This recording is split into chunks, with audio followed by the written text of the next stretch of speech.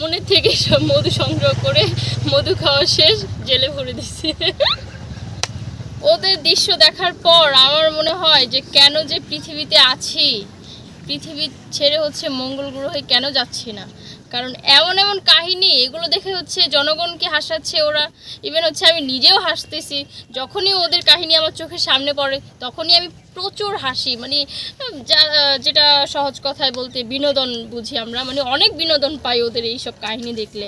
কি অবস্থা শুরু হয়েছে, মানে জেলে পুরে দিছে, সে নাকি হ্যাঁ। তো এরকম অপবাদ যদি আমাকে কেউ দিত, আমি ভাই জীবনও তার সাথে বিষা তো দূর থাক, তারে মনে করেন যে বিষা দূরে রাখতাম, সে আমার যত বড় কলিজার মানুষই হোক। তো এরা হচ্ছে জেল থেকে বের হয়ে দুধ দিয়ে গোসল করতেছে, এটা করতেছে সেটা করতেছে।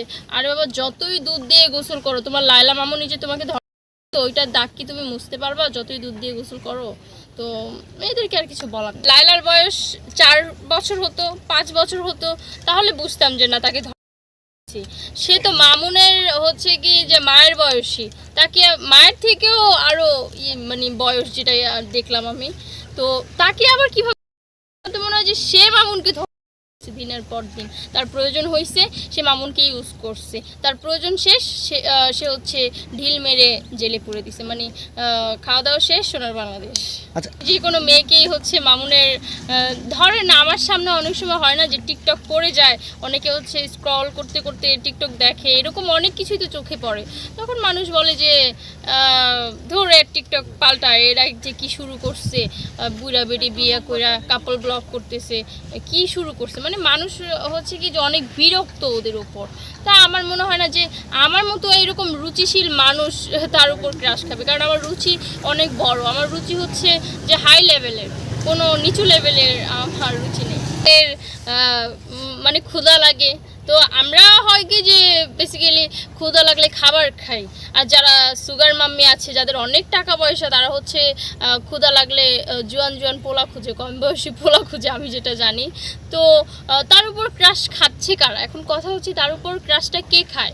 যারা বুড়া বুড়া বেটি তারাই তো খায়। এখন একটা মানুষ বের করেন যে জোয়ান কোনো মেয়ে ওর উপর ক্রাশ খাইছে, সব তো বুড়া বুড়া বেটি খায়। কারণ আপনি নিজেকে যেভাবে প্রেজেন্ট করবেন সবার চোখে হচ্ছে আপনি ওই রকমই থাকবেন। যদি আপনি আপনাকে ভালোভাবে প্রেজেন্ট করেন তাহলে মানুষ আপনাকে ওই চোখে দেখবে, দ্যাটস ইট।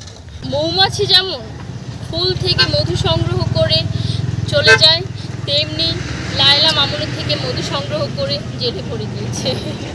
ফুলের থেকে মধু একেবারে শেষ হয়ে গেছে, এখান থেকে আর মধু সংরক্ষণ করা পসিবল না, যার কারণে হচ্ছে তার এখন আবার নতুন চাক ধরতে হবে। এর জন্য তো মনে হয় না যে পাবে, কারণ সে যদি এই অকারেন্সটা না করতো তাহলে হচ্ছে অনেক ভালো ভালো মেয়ে পাইতো। কারণ মামুন আবার দেখতে শুনতে অতটাও খারাপ না, সে হচ্ছে সোশ্যাল মিডিয়ায় পৌঁছে যাচ্ছে হচ্ছে তার নিজের দোষে। এখন দেখতে তো সে অতটাও খারাপ না, তো আমার মনে হয় যে সে লায়লা থেকে ভালো কিছু ডিজার্ভ করে, সে পাইতো। বাট আমার মনে হয় না যে এখন আর সেটা পসিবল। এখন যদি সত্যি কথা বলতে যাই তাহলে দুজনের প্রয়োজন ছিল। এখন দেখা যাচ্ছে যে মামুন হচ্ছে একটু লো ক্লাস ফ্যামিলি থেকে বিলং করতেছিল, তারও টাকা পয়সার দরকার ছিল। আর লায়লা মামুনি কাকে মধু খাওয়াবে, তারও একটা যুবকের দরকার ছিল। তো মামুনি হচ্ছে একটা কচি ডাব বেছে নিয়েছে, আর মামুন হচ্ছে বুইড়া নারিকেল বেছে নিয়েছে, যার কারণে হচ্ছে সবটাই সবার ক্ষেত্রে কাজে লাগবে আমার মনে হয়। তো তারও টাকার দরকার ছিল, লায়লারও হচ্ছে একটা সঙ্গী দরকার ছিল, মানে সেটা আবার বুড়া না জোয়ান, মামুনের মতো কিছু কিছু কচি কচি ছেলে। তো মামুনকে টার্গেট করেছে। ও আবার হচ্ছে ভাইরাল হওয়ারও দরকার ছিল, কারণ মামুনকে তো সবাই চিনে, মোটামুটি কম বেশি সবাই চিনে। আর লায়লা ওকে তো অত কেউ চিনতো না তখন, এখনই না আমরা চিনি, সেটা হচ্ছে মামুনের কারণে, মামুনের সাথে ভিডিও করার কারণে। তো মানে দুইজনের উপকার এসেছে আমার মনে হয়। একটা বার্তাই থাকবে, ভাই যেই গুয়ে পাড়া দিচ্ছ, পাড়া দিয়ে হচ্ছে পাটা নষ্ট করে ফেলছো, ওইটায় পাড়া দিও না। আর ওটা পাড়া না দিয়ে নিজের পাটাকে হচ্ছে পবিত্র পানি দিয়ে ধোয়ার চেষ্টা করো। এই যে দুধ দিয়ে গোসল করতেছো, এটা করতেছো সেটা করতেছো, কোনো লাভ নেই। এগুলো হচ্ছে ভিউ কামানের ধান্দা। তো সব কথা বাদ দিয়ে আমি একটা কথাই বলবো যে লায়লা আপুকে হচ্ছে তার ফ্যামিলির কাছে ফিরে যাওয়া উচিত, কারণ সে তো দেখলো যে কচি ছেলেরা তুমি আরও যত কিছু কিছুই করো, তোমার প্রতি তার মন বসবে না। কারণ কোচি ছেলেদেরও তো ইচ্ছে করবে যে আমার গার্লফ্রেন্ড নিয়ে হচ্ছে আমি কোথাও যাব, এখানে যাব, ওইখানে যাব। সেটা তো যদি লায়লাকে নিয়ে বের হয়, দেখা যায় যে অনেকে বুড়াবিটি জামাই বলে, বুড়াবিটি জামাই, বুড়াবিটি জামাই। তো এগুলাতে মনে হয় যে সে ইতস্তত বোধ করে। আর মামুনকে আমি একটা উপদেশ দিব যে ভাই, লায়লাকে ছেড়ে দাও, ভালো একটা সঙ্গী দেখে বিয়ে করে নাও।